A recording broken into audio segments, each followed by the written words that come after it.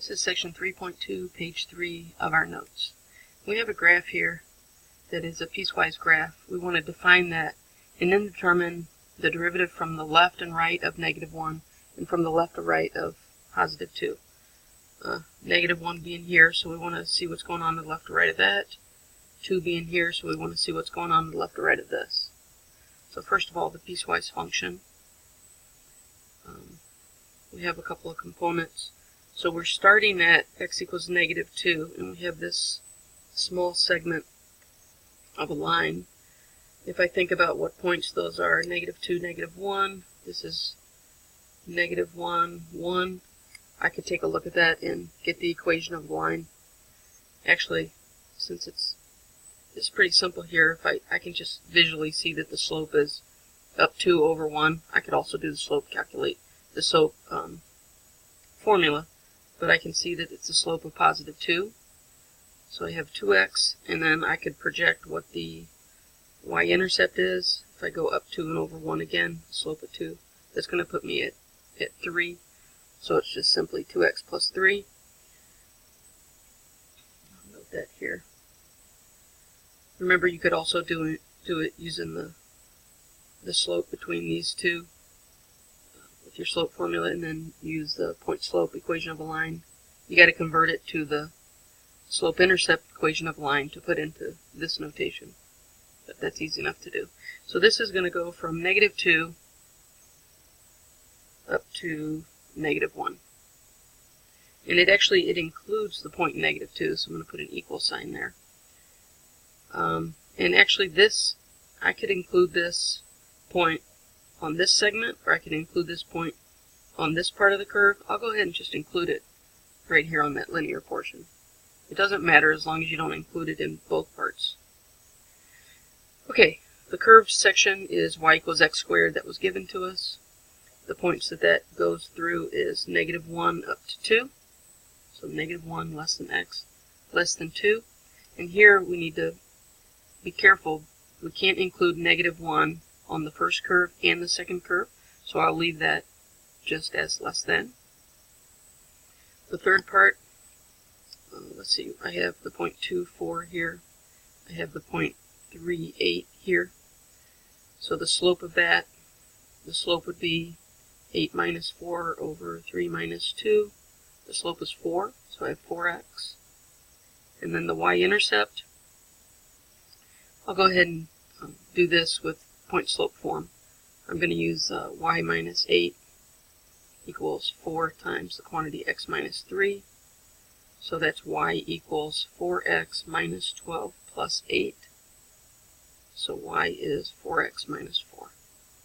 So the y-intercept would be -4. Makes sense. And what does that apply to? That applies for values 2 and greater. And we're just going to assume that that's continued on here.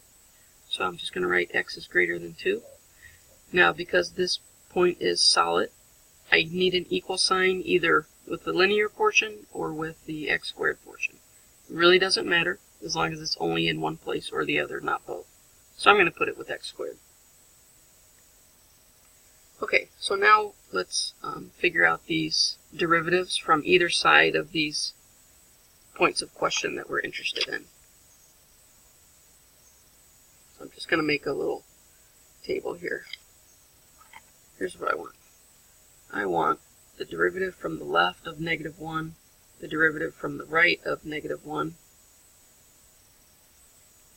I also want to look at the derivative from the left of 2 and the derivative from the right of 2.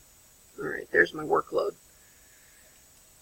I'm going to use limit as x approaches a, f of x minus f of a all over x minus a. Generally, that's going to be the easiest form of the derivative to use.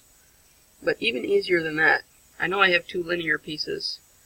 So if I look at the left of -1, that's the slope here, or the derivative here. Since it's a linear function, I know the slope of the tangent, or the derivative value, is just equal to the slope, which is 2. So this one is equal to 2. On the right side of x equals 2, I have the same situation. I have this linear function. So from the right side of 2, I can use the slope of this equation, which is just 4. So I don't need to do this limit work. Okay, so let's proceed back to x equals negative 1 from the right. So this is involving my x squared function from the right-hand side. So I have this derivative is the limit as x approaches negative 1 from the right of f of x. The function here is x squared. So f of x is x squared minus f of a is going to be negative 1 squared all over x minus negative 1. So if we clean that up a bit, x approaches negative 1 from the right of, what does this become? X squared minus, this is a positive 1, so x squared minus 1 over x plus 1 in the denominator. I can't plug in negative 1 yet, but I could factor that numerator and clean this up a bit. So if I factor the numerator, difference of squares, that's just going to be x plus 1 times x minus 1. And I can cancel the x plus 1s. This is the limit as x approaches negative 1 from the right of just x minus 1. Now I can plug that in, and I get negative 1 minus 1, and my derivative is negative 2. Okay, so the slope of the line, sorry, I didn't realize I was off the page. The slope of the line of the curve from the right is equal to negative 2. It was positive 2 from the left, negative 2 from the right, so this is actually not differentiable at x equals negative 1. Okay? Alright, on either side of 2, let's look to the left of 2. So I'm having trouble getting the page and the graph on at the same time. So on the right of 2, we already know the slope is 4. I want to check out what the slope is just to the left. So I'm going to look at the limit as x approaches 2 from the left. The function here is x squared again. So I'm going to have x squared minus f of a. So f of 2 is going to be just 2 squared all over x minus 2. So that's the limit as x approaches 2 from the left of x squared minus 4 over x minus 2. Just like in the last problem, I can factor the numerator, and that gives me x minus 2, x plus 2, all over x minus 2. So the x minus 2's are canceled.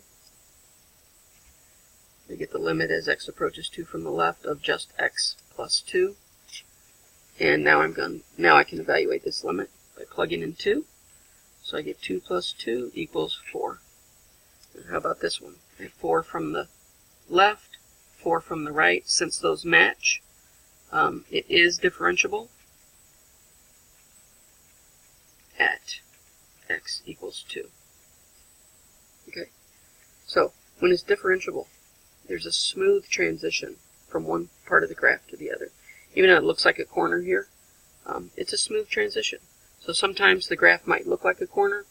If you're graphing this on your calculator, sometimes it might look smooth, but might not be. So analytically, we can check our values and see.